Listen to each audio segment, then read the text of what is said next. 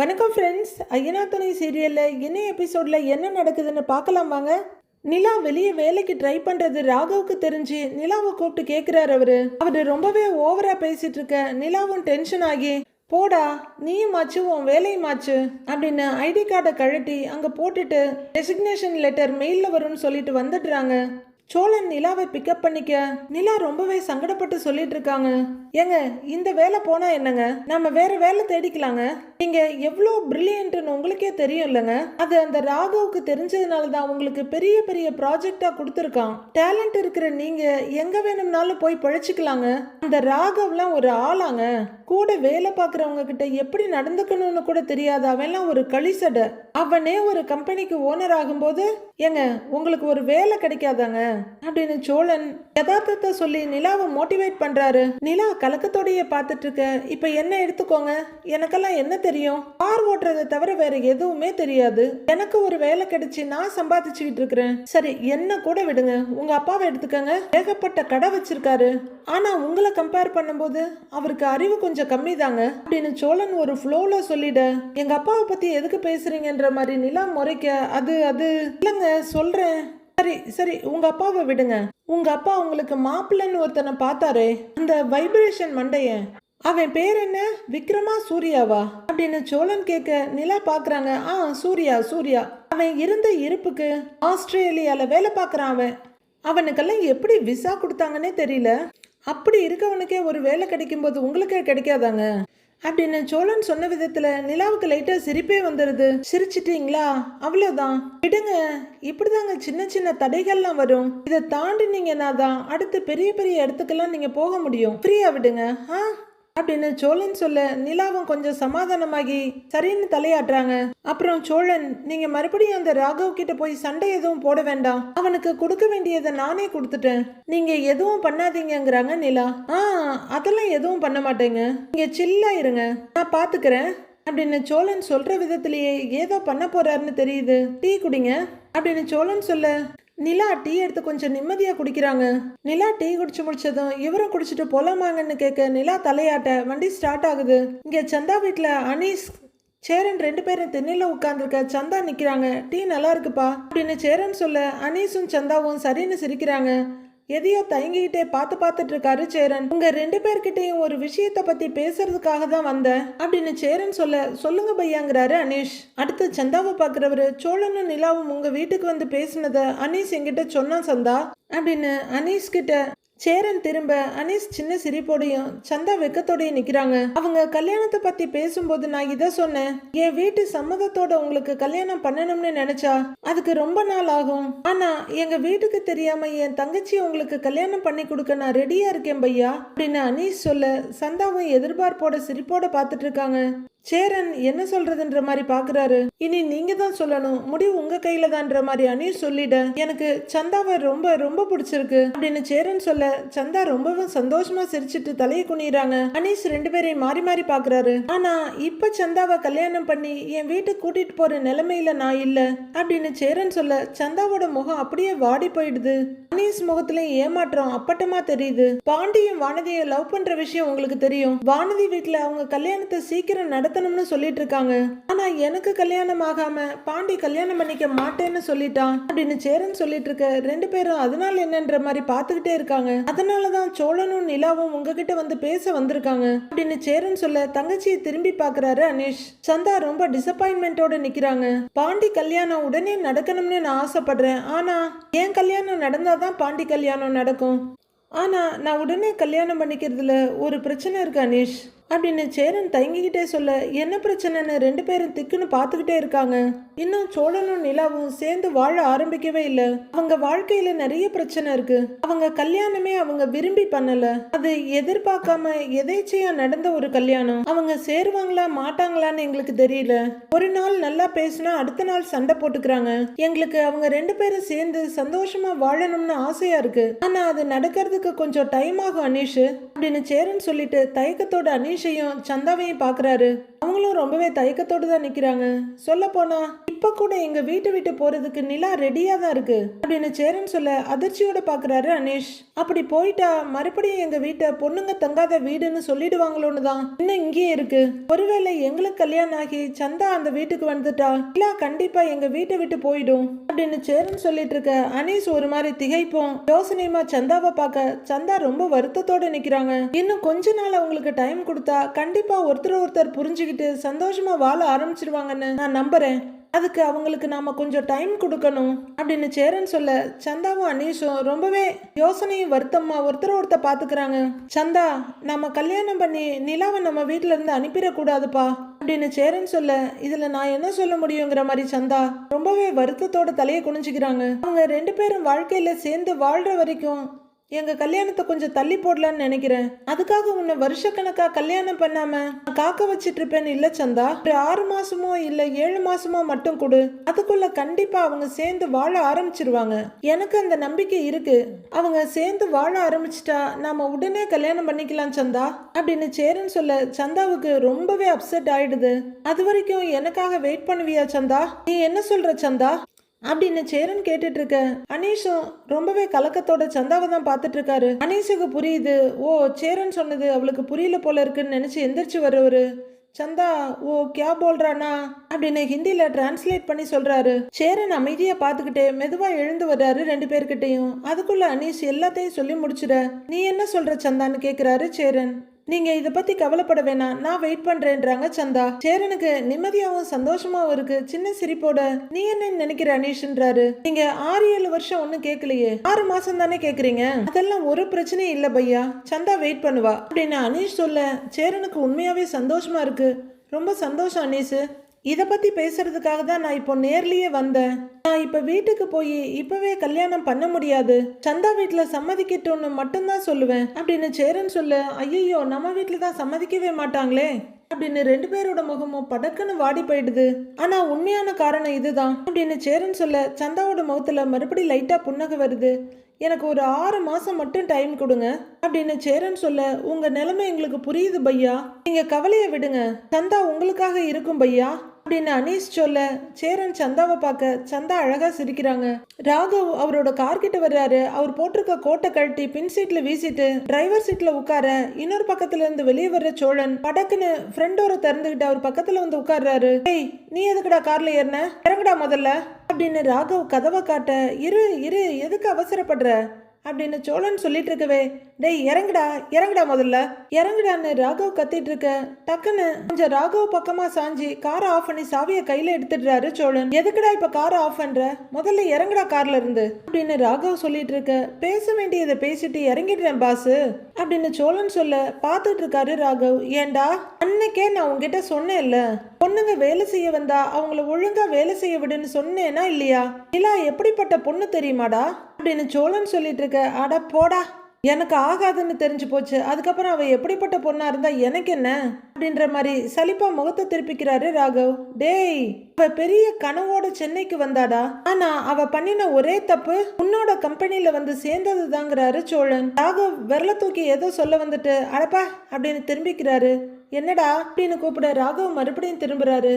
ஏய், இது வரைக்கும் அவ வேலையில ஏதாவது தப்பு பண்ணியிருக்காளாடா, அவ உன் கம்பெனிக்காக அப்படி வேலை செஞ்சிருக்கா, இந்த மாதிரி பொண்ணுங்களுக்கு மெசேஜ் பண்றது நைட் நேரத்துல கால் பண்றது என்னடா பழக்கம் இதெல்லாம் அப்படின்னு சோழன் பிடிச்சிருந்த அவரோட சட்டைய ஒரு இழுப்பு இழுத்து கேட்க ஏய் பார்த்து பேசுங்கிறாரு ராகவ். ஏய் என்னடா, அதுவும் அவளுக்கு கல்யாணம் ஆகி புருஷன்னு நான் ஒருத்தன் இருக்கேன்னு தெரிஞ்சதுக்கு அப்புறமும் மெசேஜ் வேற பண்ற, பாவண்டாவ உன் டார்ச்சர் தாங்க முடியாம அப்படி அழுவுறா அப்படின்னு சோழன் சொல்ல ராகவ் கொஞ்சம் யோசிக்கிறாரு.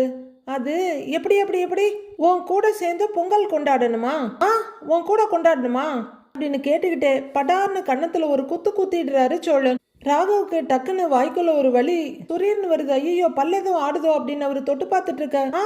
உன் கூட கொண்டாடணுமா அப்படின்னு அடுத்த குத்தையும் உடனே குத்திடுறாரு சோழன் அப்படின்னு ராகவ் மிரட்டலா கூப்பிட. ஏன் உன் கூட பொங்கல் கொண்டாட உன்னோட அம்மா அப்பா தங்கச்சின்னு யாருமே இல்லையா அப்படின்னு சோழன் கேட்டுட்டு இருக்க. ஏய் பார்த்து பேசு அப்படின்னு மிரட்டிட்டு இருக்காரு ராகவ். என்னடா பார்த்து பேசணும்? உனக்கு அப்படி யார் கூடயாவது சேர்ந்து பொங்கல் கொண்டாடணும்னு தோணுச்சுன்னா ஒரு கல்யாணத்தை பண்ணி தொலைக்க வேண்டியது தானே. அதுக்கு ஏன் பொண்டாட்டி தான் கிடைச்சாலா உனக்கு அப்படின்னு சோழன் கேட்டுட்டு இருக்க. கைய தூக்கி சோழன் பிடிச்சிருந்த சட்டையை விலக்கி விட்டுக்கிறாரு ராகவ். அதேபடிடா அவ என்னோட ஒய்ஃப் பார்த்து நடந்துக்கோன்னு அன்னைக்குதான் வந்து உன் வாயை உடைச்சிட்டு போனேன். அப்பவும் நீ திருந்த மாட்டேங்கிறியே.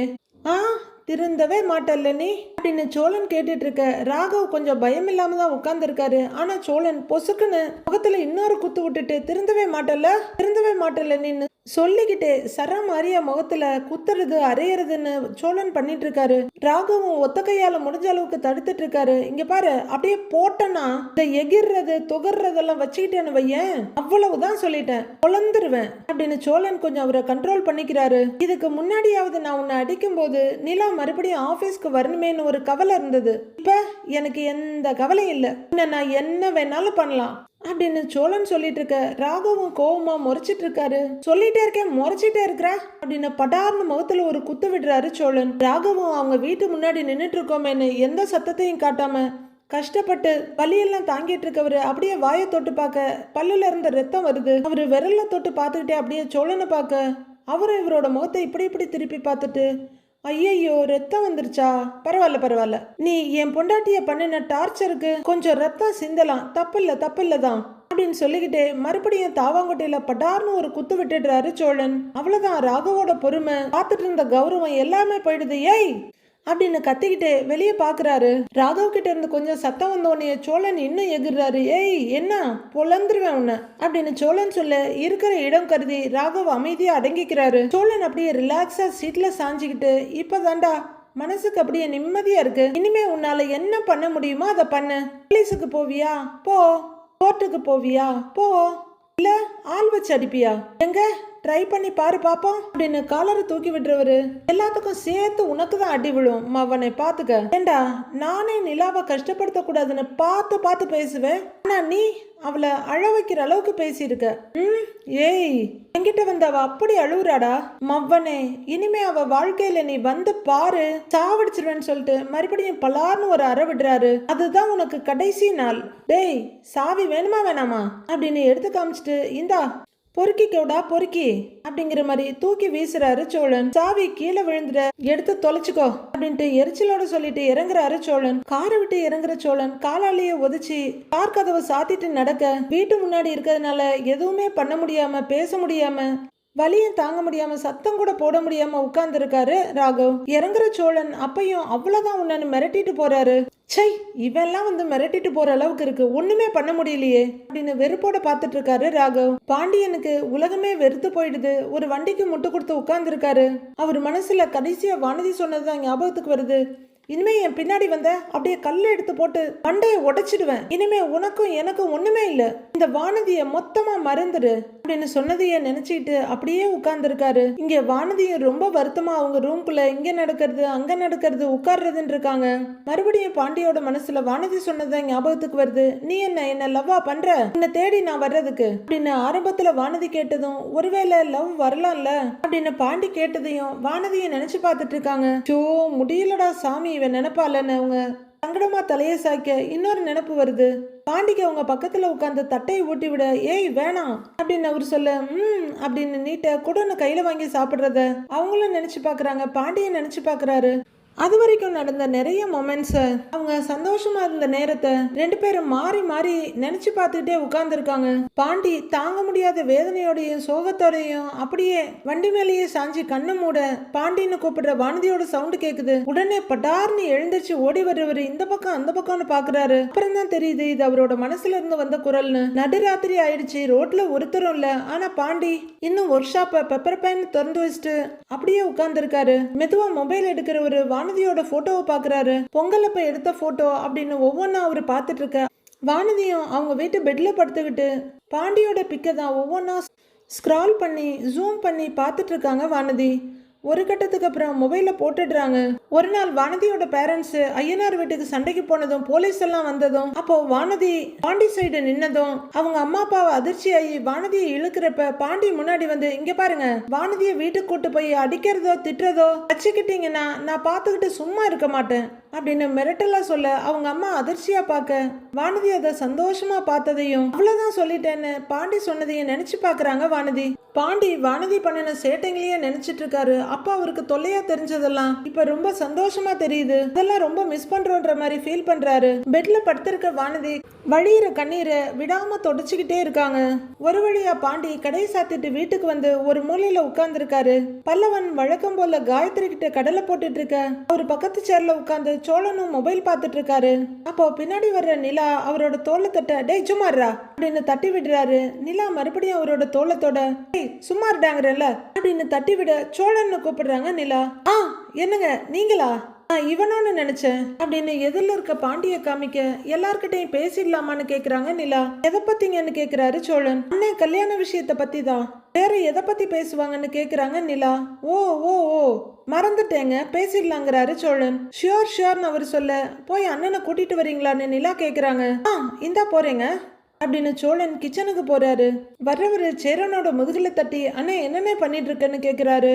பார்த்தா தெரியல, பாத்திரத்தெல்லாம் தொடச்சு வச்சிட்டு இருக்கேன்றாரு அவரு. அதெல்லாம் அப்புறம் பண்ணிக்கலாம், முதல்ல வாண்ணே, உங்ககிட்ட ஒரு முக்கியமான விஷயம் பேசணும், முதல்ல வாண்ணே அப்படின்னு சோழன் அவரோட கையை பிடிச்சி இழுக்க என்னடான்னு கேட்கிறாரு அவரு. வாண்ணே சொல்றேன் வாண்ணே அப்படின்னு அவரு மறுபடியும் ரெண்டு கையையும் பிடிக்க டே இருடா வர்றேங்கிறாரு அவரு. அட இருடா கையை கழுவிட்டு வரேன் இருடான்னு சொல்ல கையை விடுறாரு. அண்ணே வாண்ணே சீக்கிரம் அப்படின்னு அவரு சேரனை கூட்டிட்டு வர பாண்டி எழுந்து வெளியே போக திரும்புறாரு. பாண்டி ஒரு நிமிஷம் எல்லார்கிட்டையும் தான் ஒரு விஷயம் பேசணுங்கிறாங்க நிலா. உட்காருங்கன்னு நிலா சொல்ல பாண்டி மறுபடியும் அங்க உட்கார்றாரு. சரிங்கன்னு அவரு உட்கார்ந்துட நிலா வெளியே போடுறாங்க. வெளியே நடேசன் ஜாலியா ஒரு பாட்டை ஹம் பண்ணிட்டு இருக்க அங்கிள்னு கூப்பிடுறாங்க. நிறுத்திட்டு திரும்புறாரு. உள்ளருவாங்க, முக்கியமா உங்ககிட்ட ஒரு விஷயம் பேசணுங்கிறாங்க நிலா. முக்கியமான விஷயமா? நான் இல்லாம தானே பேசுவீங்க அப்படின்னு நடேசன் கேட்க நிலா உச்சு கொட்டுறாங்க.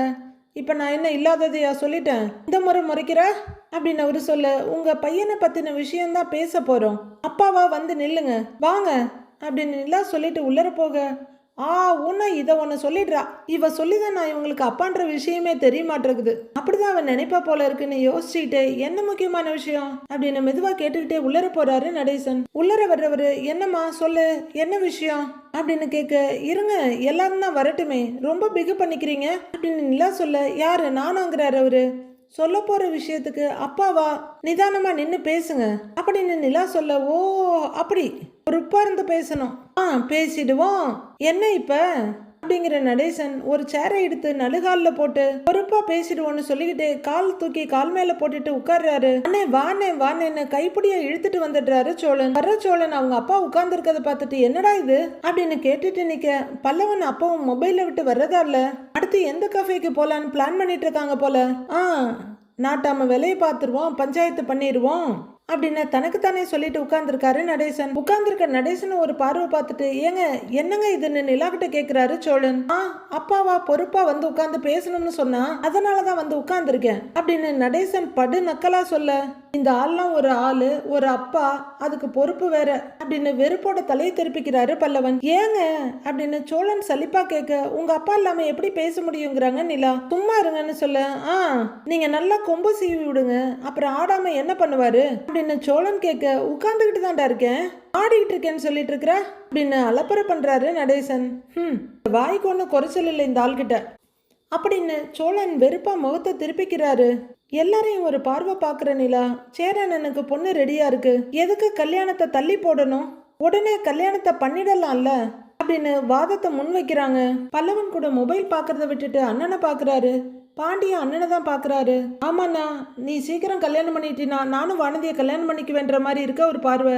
எல்லாரும் அப்படியே பேசாம பாத்துட்டு இருக்க நிலா எனக்கு எதுக்குப்பா இப்ப கல்யாணம் அப்படின்னு கேட்க அதிர்ச்சியாகிற நிலா இப்ப எதுக்கா, நீங்களும் கல்யாணம் பண்ணிக்கணும் தானேன்னு கேக்குறாங்க நிலா. கல்யாணம் பண்ணிக்கணும், பொண்ணு இல்லாதப்பவே நீ கல்யாணம் பண்ணிக்க ரெடியா இருந்த, இப்பதான் பொண்ணு ரெடியா இருக்குல்ல அப்புறம் என்ன அப்படின்னு பல்லவன் துடிப்போட கேக்குறாரு. சேரன் என்ன சொல்றது எப்படி காரணத்தை சொல்றதுன்னு யோசிச்சுட்டு இருக்காரு. ஏம்மா இதெல்லாம் ஒரு விஷயமா, கொஞ்சமாவது ஏதாவது இன்ட்ரெஸ்ட் இருக்கா, உப்பு புளி காரம்னு ஒண்ணுமே கிடையாது, என் சமையல் தான் அப்படின்னு பார்த்தா இவனோட ஆக்டிவிட்டிஸும் அப்படிதான் இருக்கும், இதுக்கு போய் என்னைய பொறுப்பா பேசு பருப்பா பேசுன்னு கூப்பிட்டு உட்கார வச்சிருக்கியேம்மா, என்ன போமா அப்படின்னு தலையை தொங்க போட்டுட்டு உட்கார்ந்துருக்காரு நடேசன். என்ன அமைதியா உட்கார்ந்துருக்கீங்க ஏதாச்சும் சொல்லுங்கன்றாங்க நிலா. யாரு நானான்னு கேக்குறவரு. ஏண்டா அதான் கேக்குறால கல்யாணம் பண்ணிக்க வேண்டியது தானே, நான் கூட உனக்கு அந்த இந்திக்கார பொண்ணு செட் ஆகுமோ ஆகாதோன்னு யோசிச்சுட்டு இருந்தேன், அது நல்ல பொண்ணாதான் இருக்கு, பேசாம அதை கெட்டிக்கேன் அப்படின்றாரு நடேசன். அப்பா இப்ப அது ஒரு விஷயம் இல்லப்பா, சந்தா வீட்டுல இப்ப அவங்க கல்யாணத்துக்கெல்லாம் ரெடி இல்லப்பா. அவங்க அம்மா அப்பா எல்லாம் பீகார்ல இருக்காங்க, அவங்கெல்லாம் கல்யாணத்துக்கு சம்மதிச்சு வரணும்ல. அவ அம்மா அப்பா இல்லாம எப்படிப்பா கல்யாணம் பண்ண முடியும் அப்படின்னு சேரன் சொல்ல, என்னடா இது, அவங்க கல்யாணம் பண்ணிக்க ரெடியா தானே இருந்தாங்க, அண்ணன் என்ன இப்படி பேசுதுன்ற மாதிரி நிலாவும் சோழனும் பார்த்துட்டு இருக்காங்க.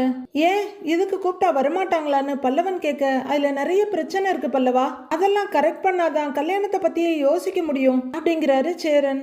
டேய் யார் வீட்டுலடா பிரச்சனை இல்ல, தா நம்ம வீட்டுல 1008 பிரச்சனை இருக்குன்னு ஊர்க்காரங்கெல்லாம் பேசிட்டு இருக்காங்க.